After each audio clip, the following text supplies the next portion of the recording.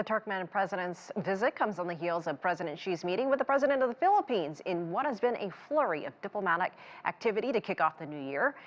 Sourabh Gupta joins me from here in Washington. He's a senior Asia-Pacific International Relations Policy Specialist at the Institute for China-America Studies. A lot to get to here, Sourabh.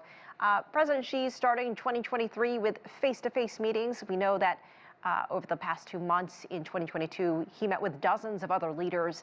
What are China's diplomatic goals here? China has lost some time in its diplomacy because of COVID and the inability to have face-to-face contact.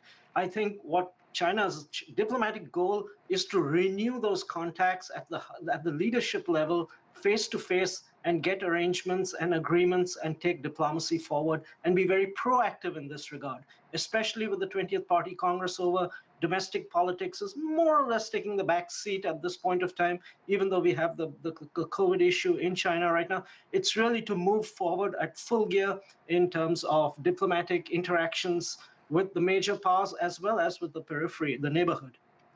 Let's talk about Turkmenistan-China's ties.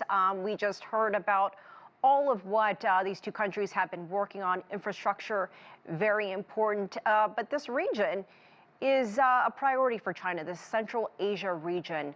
What is China planning to do here in the next few years?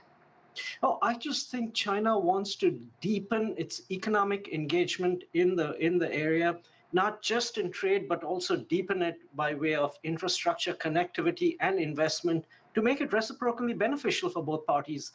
In the immediate and medium term, of course, Central Asia has a lot of gas. You know, after the ongoing Russia-Ukraine conflict, it has really sent energy markets in all directions. We've had so much energy pressure. We also have this climate change issue, and natural gas is probably the least among the evils in terms of hydrocarbon resources. So there is a play for natural gas. We saw this huge deal that China worked out with Qatar. China already gets a lot of natural gas from Australia.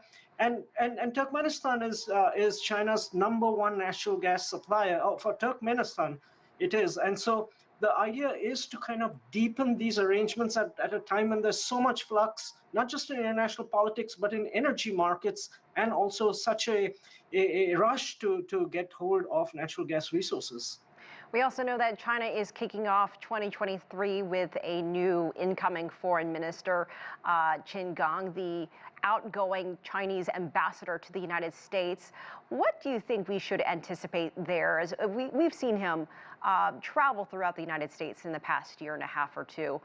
What do we know about his diplomatic style? Ambassador Qin Gang has not been shy to reveal the personality that he is and China's priorities and goals in diplomacy.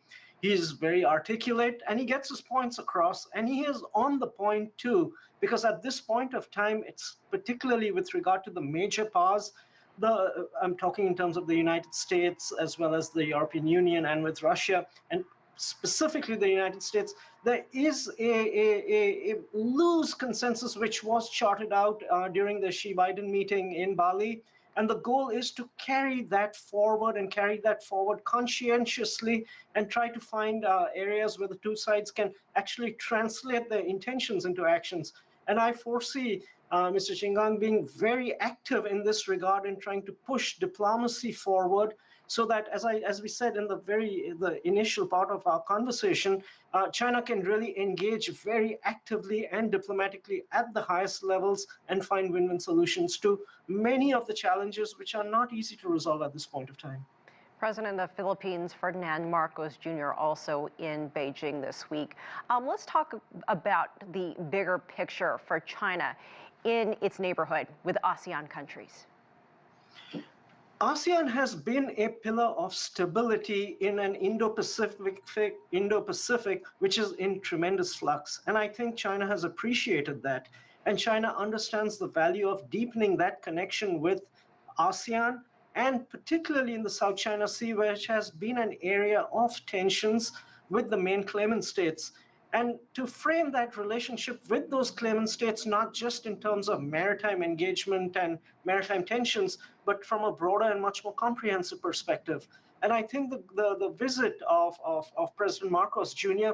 was to advance that very cause of not being deflected by the tensions that are there in the relationship, but in fact to re-engage on maritime issues, which were unfortunately not resolved per se, and are still far from resolution in the previous Duterte presidency, even though there were some important actions taken during that time, to engage on those issues, but also engage on the broader, more comprehensive bird's eye view of China-Philippines relationship, which is primarily about development and mutual engagement and win-win relationship, not just from people to people and politics, but also in the economic and trade arena.